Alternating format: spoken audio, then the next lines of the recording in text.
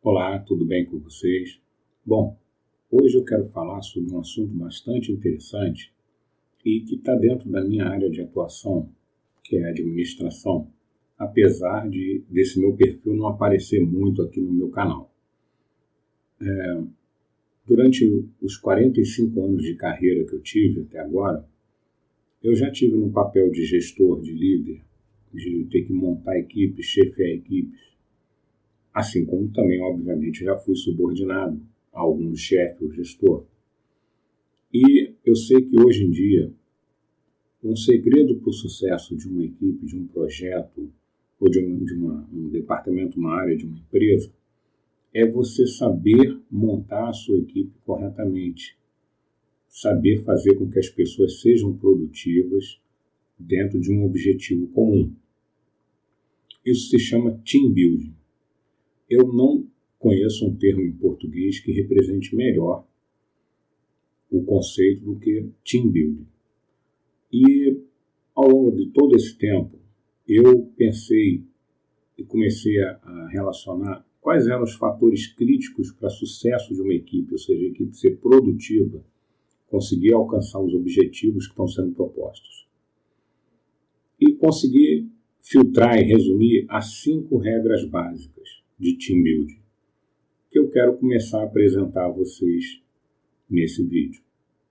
Vamos começar com a primeira regra de team building.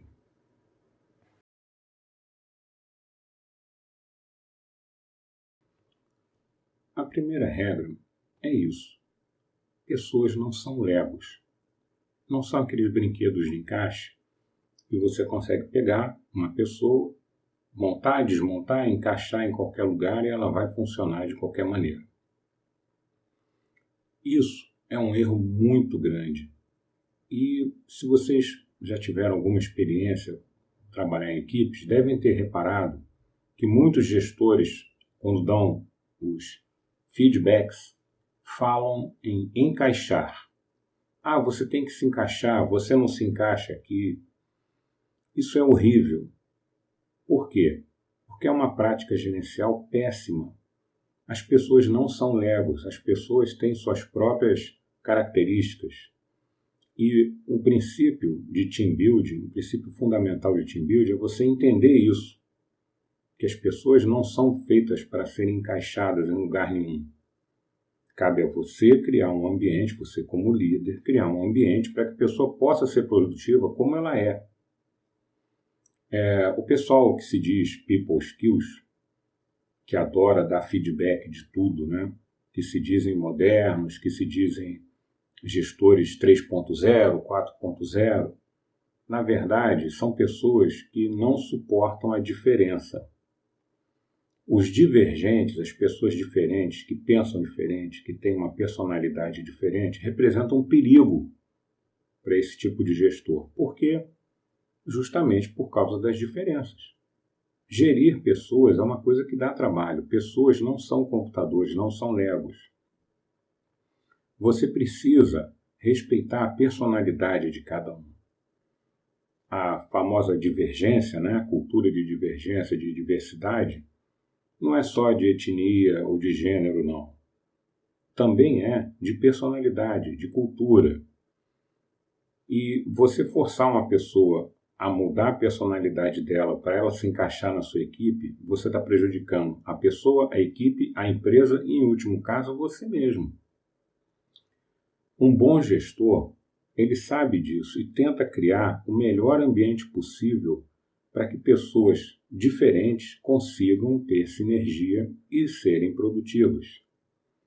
Nada mais gratificante para uma pessoa, para um funcionário ou para um gestor, do que pegar aquela pessoa que estava rejeitada, que estava jogada para um canto e torná-la produtiva. Isso é possível. Já vivi isso muitas vezes na minha vida profissional. Mas esses gestores insistem na cultura da pasteurização, ou seja, vamos pasteurizar todo mundo para todo mundo pensar igual, agir igual, falar igual, se comportar igual. Comportamento vem de 2 fatores, personalidade e medo. A pessoa às vezes se comporta de uma maneira ruim, vamos dizer assim, porque está com medo, porque está se sentindo ameaçada. Porque o líder, a pessoa que está liderando, não está preocupado em criar um ambiente seguro de trabalho. Isso não significa passar a mão na cabeça das pessoas que são divergentes, que têm um temperamento diferente. Não. Isso significa você respeitar a sua individualidade e parar com essa cultura maldita de feedback, de tentar homogeneizar ou pasteurizar as pessoas. As pessoas não podem ser rotuladas como difíceis, como fulano é difícil, fulano está sempre assim, fulano está sempre assado. Não. Isso se chama estereotipar as pessoas que são diferentes. As pessoas não foram feitas para se encaixar. A sua equipe é que tem que oferecer um ambiente que elas possam ser produtivas, que elas possam colaborar uma com as outras. Esse é o primeiro princípio. Para de dar feedback e começa a pensar onde você está errando como líder.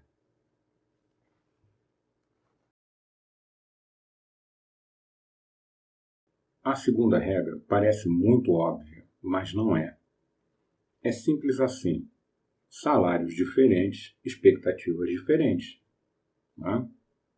Na verdade, essa pasteurização pregada por esse pessoalzinho People Skills tende a levar equipes onde há muita discrepância de salário.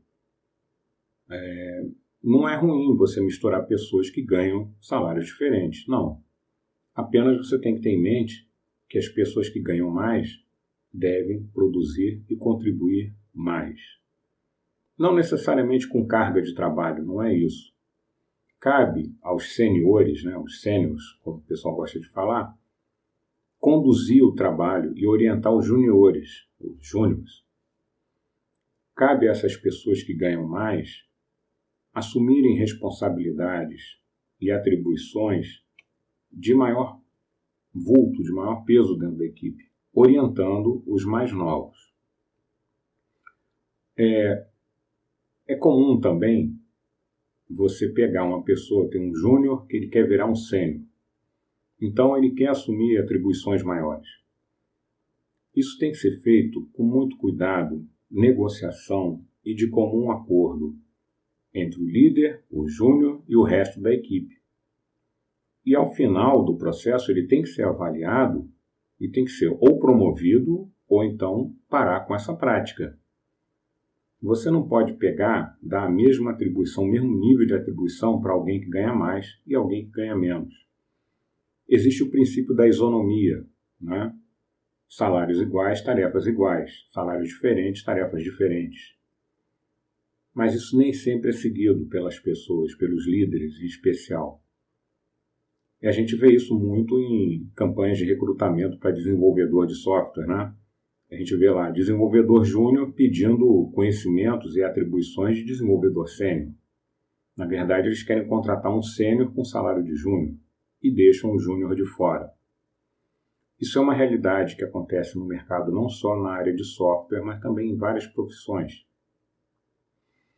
E uma coisa que viola muito o conceito de equipe é exatamente isso, você pegar pessoas com salários diferentes e dar a mesma atribuição, exigir, ter o mesmo nível de exigência.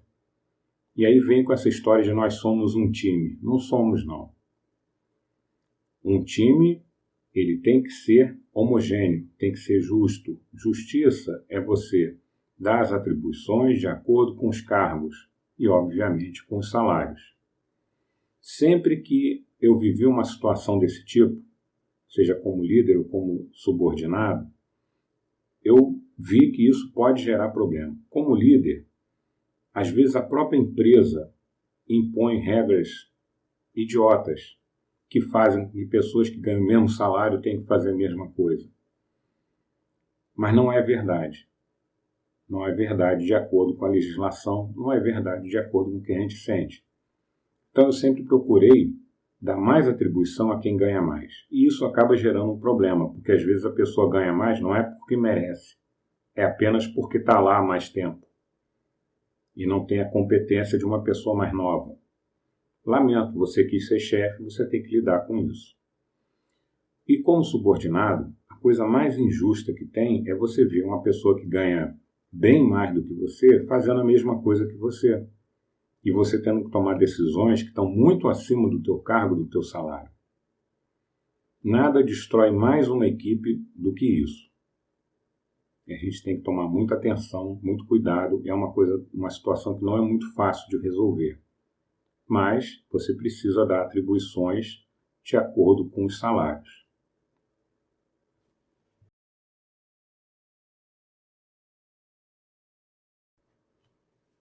E a nossa terceira regra é bem simples de você entender. Planejamento e canja de galinha não fazem mal a ninguém, tá? Especialmente quando nós estamos falando de gerir pessoas. Você quer seguir a moda, quer ser ágil, quer usar Scrum, quer fazer Planning Poker, faça. Quer usar Kanban? Usa. Mas quando se trata de pessoas, você tem que planejar. É preciso ter um planejamento mínimo para evitar superocupação, subocupação e questões de férias e feriados e descanso das pessoas. Você precisa planejar os skills necessários para realizar a tarefa na equipe. Precisa dimensionar corretamente a equipe. Precisa ter pessoas que possam cobrir a ausência de outras pessoas. E tem questões que você não pode adiar, não pode passar por cima, como férias, doença, licença médica, esse tipo de coisa. Hoje em dia, nós temos não só licença maternidade, como licença paternidade também. Isso tem que ser respeitado, são pessoas, você não está gerenciando legos. O que acontece com a gestão moderna? As pessoas estão desprezando os princípios básicos da administração. E estão passando por cima de tudo, achando que eu sou people skills, eu sei gerenciar pessoas, porque eu sei falar bonito. Isso tem um nome, é conversa fiada. Tá? Você tocar uma equipe hoje em dia, como as pessoas estão tocando, fazendo planejamento ad hoc. Ou seja, vamos ler as historinhas, pontuar, vamos fazer, está tudo bonito, nós somos uma equipe, vamos continuar. Isso tem um nome, né? Isso se chama desorganização. E acaba expondo a empresa a um risco jurídico enorme, além de provocar a falha da equipe, do projeto ou da área que você está administrando. Você precisa planejar a ocupação das pessoas corretamente. Você precisa dimensionar a sua equipe corretamente, precisa saber os skills necessários para as tarefas e selecionar as pessoas em nível suficiente para que possa haver uma folga, para que possa haver cobertura em caso de férias ou afastamentos. Isso é extremamente necessário. O Manifesto Ágil, hoje nós temos gestão ágil, ele não proíbe planejamento. Em nenhum lugar está escrito que você não deva planejar. Nenhum método ágil prega que você não deva controlar e planejar a distribuição da carga de trabalho pelo seu time. Tá? Gerir não é ficar dando feedback. Eu vou falar uma regra específica sobre feedback. Tá? Você não planeja, você não se prepara e depois quer ficar dando feedback para as pessoas se encaixarem na sua equipe. Não é assim que a banda toca. E você está expondo a empresa a um risco jurídico, está prejudicando o trabalho e vai afetar o ganho dos acionistas da empresa. Né? Depois o pessoal reclama porque a empresa não está dando lucro. Isso vai cair em cima de você. Então, pensa o seguinte, planejamento e canja de galinha não fazem mal a ninguém. Fazer um planejamento, por mais simples que seja, uma planilha, conversar com as pessoas, não ficar impondo. Por exemplo, quem tem filho quer tirar férias nas férias escolares do filho. Não adianta você querer forçar a pessoa a tirar férias em abril ou em setembro.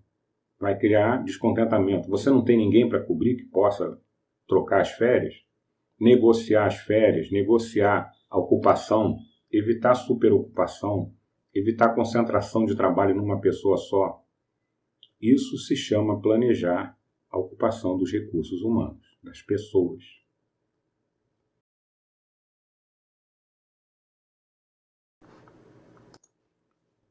chegou a vez de eu falar de um assunto muito importante, que é o feedback. Né? A próxima regra diz que o exemplo é o melhor feedback.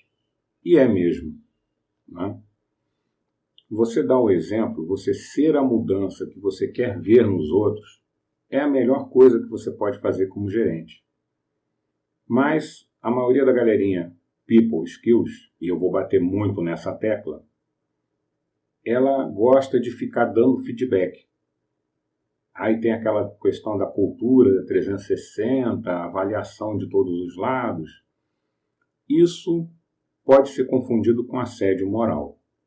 Essa mania de ficar constrangendo as pessoas com feedback o tempo todo, e feedbacks muitas vezes inapropriados, porque você está tentando moldar a personalidade da pessoa. Né? Você não está tentando apenas fazer com que a pessoa resolver algum problema que a pessoa tem. Você está tentando moldar a pessoa como se fosse uma massinha de modelar ou como se fosse um Lego para tentar encaixar no seu esquema de gestão. Isso é assédio moral.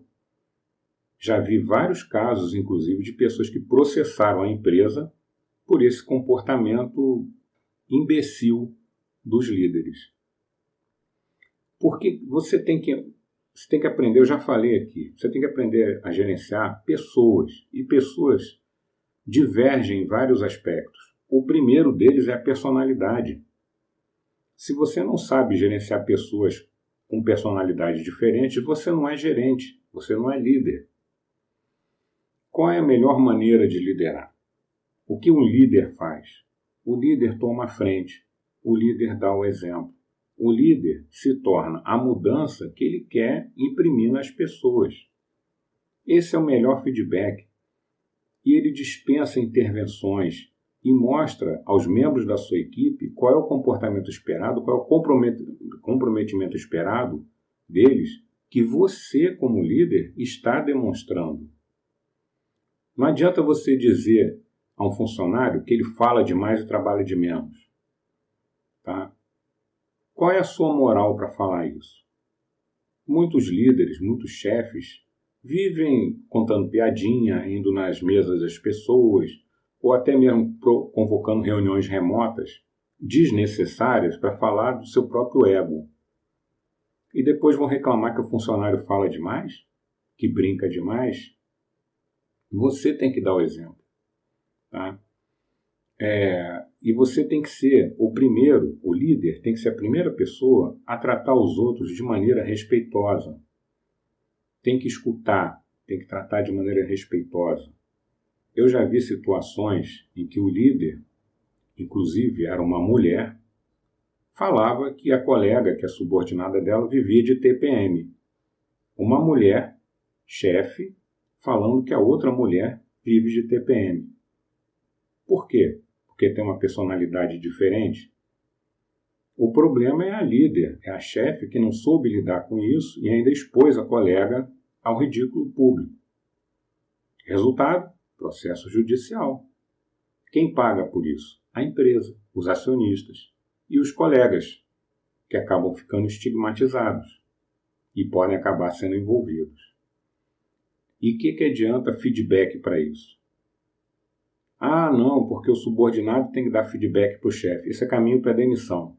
Todo mundo sabe disso. Ninguém vai dar feedback para o chefe, feedback ruim. Então vamos parar com essa cultura de feedback, porque isso é o caminho para o assédio moral. E, muitas vezes, o feedback está sendo em cima da personalidade da pessoa. Você, como líder, tem que ter o comportamento que você espera que os seus funcionários tenham. Você tem que ter o profissionalismo. A mudança tem que começar em você.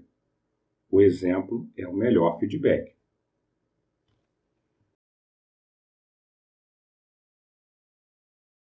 E a última regra de team building é essa. Se você é chefe para baixo, também tem que ser chefe para cima. Não adianta ser chefe só para baixo. A coisa mais feia que tem é grande chefe treme-treme, né?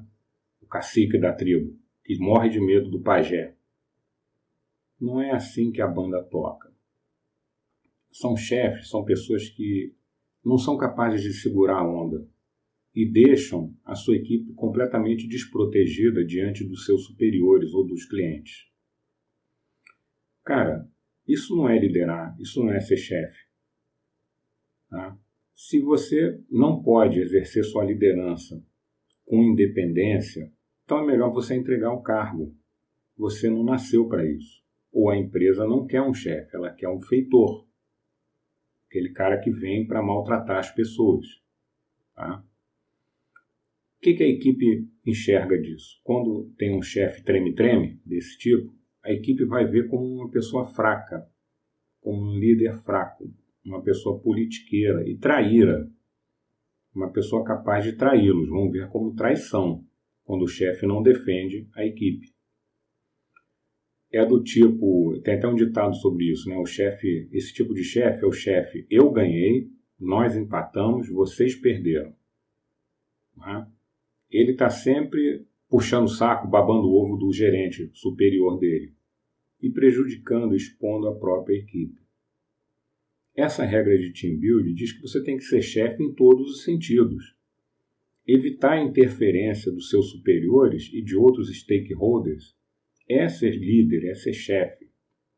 Os superiores têm que dar diretrizes e cabe a você implementá-las. Tá? Mas é você o responsável pelo team building. Você é o responsável por fazer a equipe ser produtiva. O problema é seu se você deixa o teu superior interferir na tua equipe. Chega para ele e entrega o cargo. Você não quer um chefe, você quer aqui um boneco, um Pinóquio. Então, seja você mesmo o próprio chefe. Você tem que ter coragem de fazer isso. Se você não tem coragem, você não serve para liderar. Você vai ser visto como uma pessoa fraca e politiqueira. Isso prejudica a empresa, prejudica a equipe, prejudica os subordinados, prejudica você, prejudica os acionistas da empresa e vai causar muitos problemas na sua carreira. Então, se você vai assumir um cargo, a primeira pergunta que você tem que fazer a quem está lhe dando o cargo é: qual é o meu nível de independência? Qual é a minha alçada? Eu vou ter liberdade para tocar a minha equipe, para gerenciar o dia a dia da minha equipe, ou você vai interferir na equipe? É difícil perguntar, mas se o cara não te der o cargo, é porque ele queria um palhaço, ele não queria um líder. Pensa nisso.